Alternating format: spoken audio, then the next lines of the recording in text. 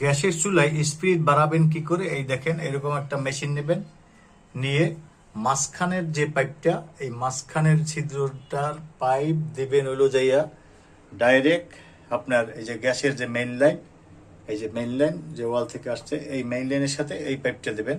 এই পাইপটা ফিটিং করে এই যে এখান থেকে নিয়ে আপনার এই যে মাঝখানের এটাই দিবেন।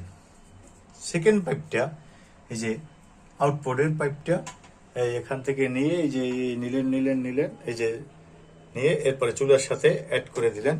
এই তারপরে আপনার ইলেকট্রিক্যাল লাইন দিয়ে বাস পাওয়ার দিবেন, দেখবেন সুন্দর আপনার চুলাগুলো জ্বলবে। এভাবে ফিটিং করবেন, কারণ এটা ফিটিং করার কোনো ভিডিও ইউটিউব ফেসবুকে আমি পাই নাই, তাই নিজে নিজে এটা সেট আপ করে আপনাদেরকে দিচ্ছি। অনেকে মেস্তুরি লাগে না, একবার ইজিলি ভাবে আপনি নিজেই সেট আপ করতে পারবেন। এই যে সুন্দর মতো সেট আপ করে নেবেন, যাতে তখন গ্যাস ফুল স্পিড আসে।